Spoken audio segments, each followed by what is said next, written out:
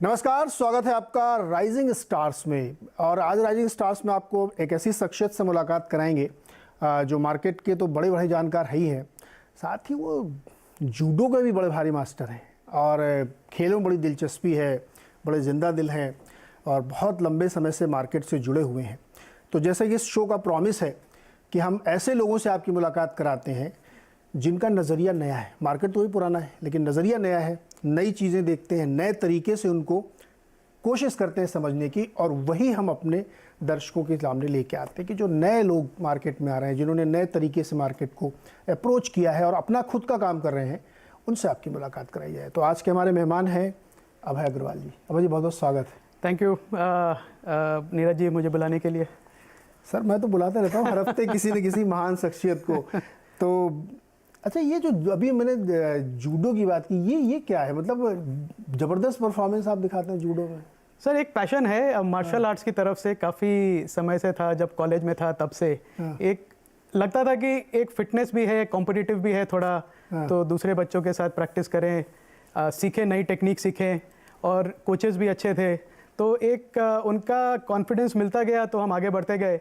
और अब मेरी एज में करना जूडो एक बहुत बड़ा मार्शल आर्ट्स है, ग्लोबली ओलंपिक स्पोर्ट है 1968 से, और 10 इसकी अभी वर्ल्ड करते चैंपियनशिप रहते हैं होती है। आप ना? अभी भी करता रहता हूँ, प्रैक्टिस करता हूँ, बिल्कुल रेगुलरली करता हूँ, और कोशिश कर रहा हूँ कम्पीट भी करूँ अपनी एज पे। तो और बच्चों को सिखाता हूँ, जितने बच्चे हम सिखा पाएँ, जितने स्पेशली यंग लड़कियाँ हैं उनको सिखा पाएँ, तो पूरी कोशिश रहती है। और पूरा हमारा judo federation of India, Bombay judo association, Nippon judo academy, सबका साथ है। तो जब इतनी दिलचस्पी जूडो में थी तो ये मार्केट की तरफ के वो जूडो भी आगे बढ़ते जाते हैं? सर फर्क नहीं है ज़्यादा दोनों में। अच्छा, मतलब मार्केट और इससे बहुत मैच करता है। बहुत ही बढ़िया। जो जो जो जो जो लड़ाई झगड़ा जो है वो तो यहाँ पे आप देखते ही हैं, रोज चलता ही रहता है। हाँ, तो उसके दांव पे इधर काम आते हैं। बिल्कुल काम आते हैं सर, बिल्कुल। जो एक मेंटल इक्विलिब्रियम है जो आप स्पोर्ट से सीखते हैं, सिर्फ मार्शल आर्ट, किसी भी स्पोर्ट से आप सीखते हैं, वो मार्केट में बहुत मदद करता है। नहीं तो आदमी के सिर्फ पूरा दिन मार्केट का उतार चढ़ाव देख के ही पागल हो जाए। तो एक स्पोर्ट्स जो है ना, एक ठहराव देते हैं सबकी थिंकिंग को, मुझे लगता है। और मैंने देखा है जो काफ़ी अच्छे प्रोफेशनल्स हैं, मैं सिर्फ इन्वेस्टर्स ही नहीं, डॉक्टर्स, लॉयर्स, जो स्पोर्ट्स में रुचि रखते हैं, वो काफ़ी आगे तक करियर अपना प्रोग्रेस करते हैं। फाइटिंग स्पिरिट भी बिल्कुल आती है सर, और हार को एक्सेप्ट करने की स्पिरिट आती है ना। ये स्पोर्ट्स की ये बहुत बड़ी खूबी है। और कुछ गलती हो जाए तो उसमें आप वापस जाके सीखते हैं, सोचते हैं कि क्या गलती हुई, अब मैं कैसे अगली बार ये गलती ना करूं। तो ये सबसे जरूरी है। ये सबसे जरूरी है मार्केट में गलती न करना सबसे बड़ी खूबी है, या कम से कम गलती। तो ये बताइए अभय जी कि ये थोड़ा सा ब्रीफली बताइए, क्या अभय अग्रवाल कौन है?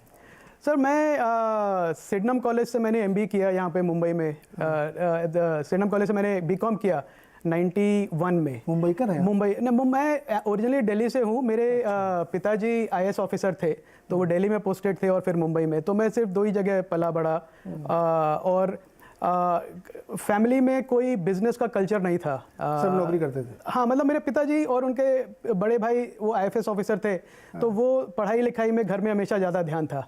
तो पिताजी भी कहते थे कि भाई आप पढ़ लो, लिख लो, कोई मेरे पास कोई प्रॉपर्टी तो है नहीं आप लोगों को देने के लिए, तो फिर आप देख लो। आप वो ये तो नहीं कहते थे पढ़ोगे लिखोगे तो बनोगे नवाब, खेलोगे कूदोगे तो बनोगे खराब? सब पढ़ोगे लिखोगे तो बनोगे नवाब कहते थे, दूसरी बात नहीं कहते थे। वरना जूडो नहीं सीख पाते।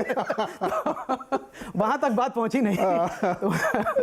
तो मैं और मेरे दोनों भाई, वो मेरे 2 छोटे भाई हैं, दोनों CA हैं, तो सब घर में पढ़ाई का ही माहौल था कि भाई आप पढ़ाई करें, एक्सेल करें। तो उसके बाद जब मैं सिडनम कॉलेज आया तो चर्च गेट में सिडनम कॉलेज है, 93 की बात कर रहा हूँ, 91 हर्षद मेहता की बूम थी। और मेरे काफ़ी जो क्लास कॉलेज के फ्रेंड्स थे वो ब्रोकर की फैमिलीज थे, तो मैं उनके साथ जाता था बॉम्बे स्टॉक एक्सचेंज। और मेरे को बड़ा अजीब लगता था कि ये कैसी जगह है जहाँ पे आप को कुछ नहीं करना और आपको पैसे बन रहे हैं। मतलब अगर आप एक अच्छा इन्वेस्टमेंट कर दें, ACC का शेयर ले लें, तो वो 100 रुपए से 2000 रुपए का हो जाएगा, और आपके पैसे बन गए। आपने कुछ मेहनत नहीं करी, आपने एक अच्छा डिसीजन लिया। तो ये बात मेरे को बहुत अट्रैक्ट करती थी। तो मैंने कहा इसको आगे बढ़ाया जाए, पढ़ा जाए इसके बारे में। तो वहाँ से मेरी स्टार्ट हुई। ऑलमोस्ट 30 साल हो गए मार्केट्स को देखते। फिर आपने MBA कर लिया? फिर मैंने MBA कर लिया जमनालाल बजाज इंस्टीट्यूट से, और फिर मैं सिटी बैंक मैंने ज्वाइन कर लिया। और सिटी बैंक उस टाइम पे एक उन्होंने प्राइवेट इन्वेस्टमेंट प्रोग्राम अपना लॉन्च किया था $50 मिलियन का, कि हम इक्विटी में भी इन्वेस्ट करेंगे। तो उसके लिए उन्होंने मुझे चूज़ किया। मेरी उम्र सिर्फ 23 साल की थी, पर मैंने उनके साथ एक प्रोजेक्ट किया था तो उस प्रोजेक्ट के बेसिस पे उनको लगा कि शायद मैं कर पाऊंगा, तो उन्होंने मुझे उसकी रिस्पॉन्सिबिलिटी दी और मुझे उसमें बहुत सीखने को मिला। तो 93 से 98 तक मैंने वो मैनेज किया, और वो काफ़ी उस टाइम पे NSE सेटअप हुआ था। तो ये सारे ट्रांसफॉर्मेशन हमने देखे जो हुए इंडियन कैपिटल मार्केट में।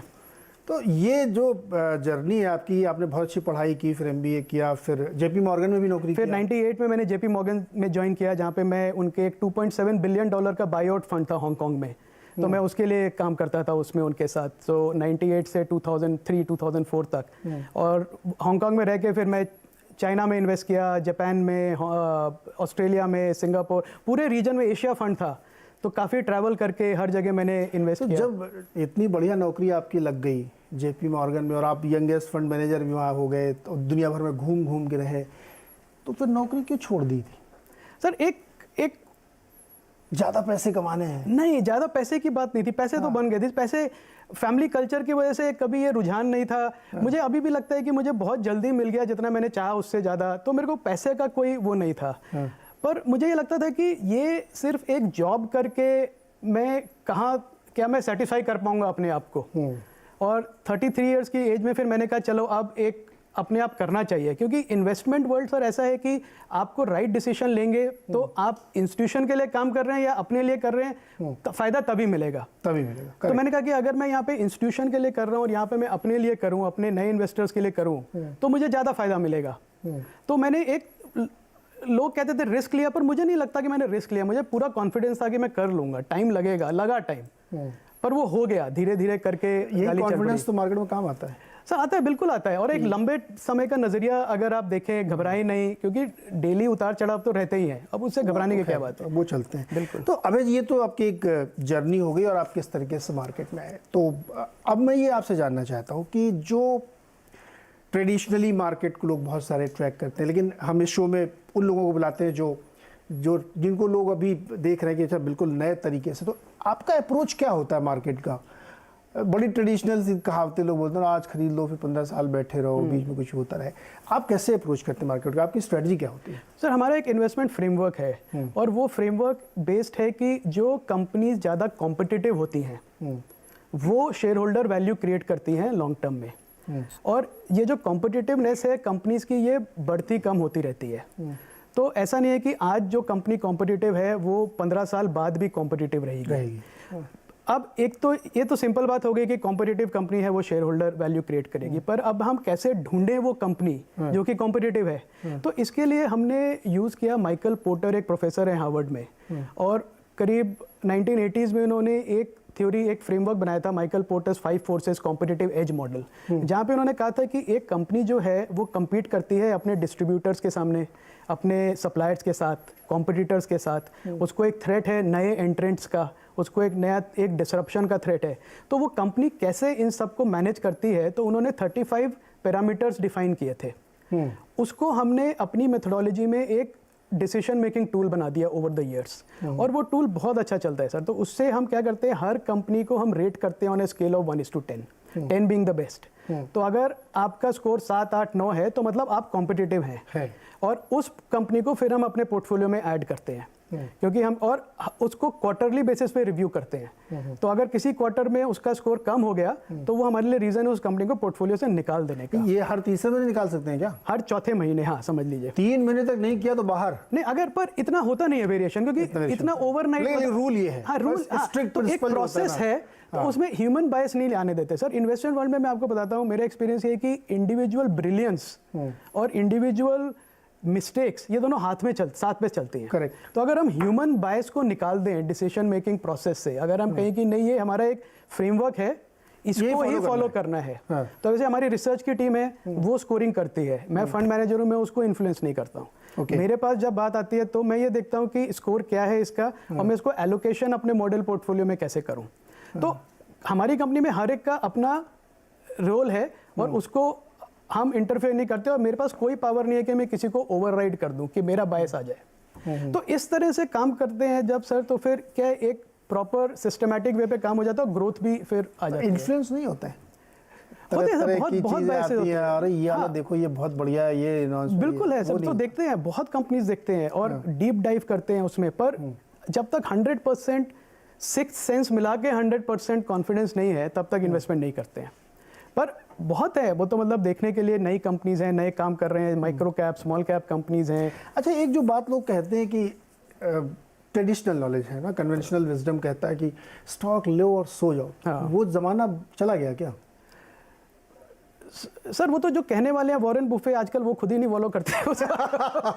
नहीं, मैंने ये सवाल इसलिए पूछा कि देखिए आज के ज़माने में इतना डिसरप्शन है, टेक्नोलॉजी का डिसरप्शन बिल्कुल है, बिल्कुल थीम का डिसरप्शन है, बिल्कुल। नई चीज़ें आ जाती हैं, तो ये ब्रॉडर तो हो सकता है कि लो और सो जाओ, हाँ। लेकिन आप उसको बीच बीच में रिव्यू नहीं करेंगे। बिल्कुल ऐसी करना है। बहुत सारी अच्छी कंपनीज हैं जो अर्ज से फर्श पे आ गई, हाँ तो वो रिव्यू लगाना चाहिए। सर, वो तो बिल्कुल, बिकॉज आपकी बात एकदम ठीक है, आपने जो कही ना कि डिसरप्शन टेक्नोलॉजी के यूज से बढ़ता जा रहा है। अभी जैसे हमारा एक एंजल फंड भी है, स्टार्टअप फंड, जिसमें हम स्टार्टअप्स में इन्वेस्ट करते हैं। मतलब मैं कोई आइडिया लेके आऊँ तो आप मुझे पैसा देंगे? अगर आपके पास कस्टमर हैं तो अब उसमें वो फार्मूला लगाएंगे आप, फिर वो 10 वाला पैरामीटर भी लगाएंगे, तो वो भी लगेंगे। पर टफ है उसमें आप। तो उसमें क्या है सर, हमको पता चल जाता है कि डिसरप्शन कहाँ पे किस इंडस्ट्री में हो रहा है, कहाँ पे फोकस है। मेडिकल डायग्नोस्टिक इंडस्ट्री है, उस टाइम पे अभी लोगों का बहुत फोकस है कि हम ब्लड को यूज करके, सिर्फ ब्लड के सैंपल से हम डिजीज डिटेक्ट कर लें, कल्चर की जरूरत नहीं है और फास्ट काम हो जाए। तो ये एक थ्रेट है फिर डायग्नोस्टिक कंपनीज के लिए। तो ये जो डिसरप्शन है ये तो बढ़ेगा अभी, और अभी तो फिर भी कम है। जैसे जैसे ये डिसरप्टिव कंपनीज को और कैपिटल मिलती जाएगी, ये अपना काम बढ़ाते जाएंगे। तो कोई ये नहीं कह सकता सर कि आप सो जाओ, मतलब इन्वेस्टर के लिए पैसा लगा के सो जाना वो तो फंडामेंटली गलत है, मुझे लगता है। फंडामेंटली, जैसे आपने डायग्नोस्टिक्स की बात की, देखिए अभी बीच में 100 रुपए में टेस्टिंग शुरू कर दी थी, हाँ जी। और बड़ी बड़ी कंपनीज कर रही थी, तो जो पुरानी कंपनी को दिक्कत आ गई, तो फिर उसमें ये लगा कि भाई ये शायद इंडस्ट्री एक नए पैराडाइम में जा रही है, जहाँ पे रीथिंकिंग करनी पड़ेगी कि 3-4 स्टॉक ही हैं, ये इतने ज़्यादा भागे जा रहे हैं, और जो नया खिलाड़ी है वो कह रहा है कि मैं तो शादी के मंडप में भी आपकी टेस्टिंग करूंगा। ऐड चलता था वो, चलता है, बिल्कुल चलता है। जरूरी नहीं कि आप मेरे लैब पे आइए या मैं आपके घर पे आऊँ, आप जिधर बोलो मैं उधर आऊँगा। बिल्कुल। तो ये जो डिस्ट्रप्शंस है ये देखने जरूरी है, बहुत जरूरी है। और सर कई एंट्री, ऐसे डायग्नोस्टिक एक इंडस्ट्री है जो कि बहुत ही लो एंट्री बैरियर इंडस्ट्री है। मतलब छोटे छोटे, आप अपनी थोड़ा, अगर आप ने कोर्स किया हुआ है तो आप अपना लैब स्टार्ट कर सकते हैं आप। और इसकी वजह से बड़ी कंपनीज आ गई, उसमें लुपिन आ गया, उसमें अपोलो हॉस्पिटल ने अपना स्टार्ट कर दिया। तो इतना कंपटीशन है ऑलरेडी, तो उसमें वैल्यू क्रिएट करना सस्टेनेबली थोड़ा केयरफुल रहना पड़ेगा इन्वेस्टर्स को। अच्छा, जो हम लोग ये पूरी जर्नी कर रहे हैं, बात कर रहे हैं, आप मुझे एक या दो चीज़ें बताइए जो बड़ी कॉमन मिस्टेक है लेकिन फिर भी होती हैं, उससे बच नहीं सकते आप। आपकी लाइफ में भी ऐसी हुई होगी जो, मतलब जानते हैं कि ये गलती हो जाती है लेकिन फिर भी वो होती है, क्योंकि शायद वो पार्ट एंड पार्सल है उस जर्नी का। सर सबसे बड़ी गलती जो मैंने देखा और मैंने खुद करी है और मैं आगे भी करूंगा, मैं गारंटी दे सकता हूँ आपको, वो ये है कि जब मार्केट एक कंप्लीट बुल रन में होता है तो काफ़ी सारी चीज़ें, हाँ, वो डिविएशन हो जाते हैं प्रोसेस से। फिर आपके पास एक स्टॉक है जो आपने कहा कि अगर ये 5000 के लेवल पे आ गया तो ये ओवर वैल्यूड है, मैं इसको निकाल दूंगा। तो आप तैयार हैं कि 5000 आने वाला है, वो अगले दिन अपर सर्किट लग के 6000 हो गया, तो वो कहेंगे नहीं, शायद मार्केट को ज़्यादा मालूम है, मैं क्यों निकालूं भाई। तो वहाँ पे गलती होती है बुल मार्केट में, और बेयर मार्केट में भी ये गलतियाँ होती हैं। बेयर मार्केट क्योंकि लोग प्राइस देख के अपना पोर्टफोलियो कम कर देते हैं, जब शार्पली कट आते हैं। ऐसे एक हुआ था बजाज फाइनेंस में कोविड के टाइम पे, 8000 का स्टॉक 1800 पे आ गया था, 1900 पे। तो काफ़ी लोगों ने निकाल दिया, सिर्फ ये सोच कि बाजार को ज़्यादा मालूम है, और कुछ लोगों ने लिया भी नहीं, बोला और नीचे आएगा, और नीचे आएगा, ये और आता ही नहीं कभी। बिल्कुल। तो ये सबसे बड़ी गलती है सर, कि आप अगर इन्वेस्टर हैं तो आप इन्वेस्टिंग पे ध्यान रखिए। मार्केट जो है वो तो रोज आके डराएगा या रोज आके खुश करेगा, तो ये सेपरेशन जो है ये बहुत जरूरी है। अगर ये नहीं हुआ तो रोज गलतियां होंगी, और ये गलतियां होती रहती हैं। छोटा सा एक ब्रेक लेंगे यहाँ पे, बहुत छोटा सा है, तुरंत वापस आते हैं और अभय जी से और दिलचस्प बातें करेंगे और कुछ और पूछेंगे इनसे, ये अपना वीकेंड कैसे मनाते हैं। छोटा सा ब्रेक।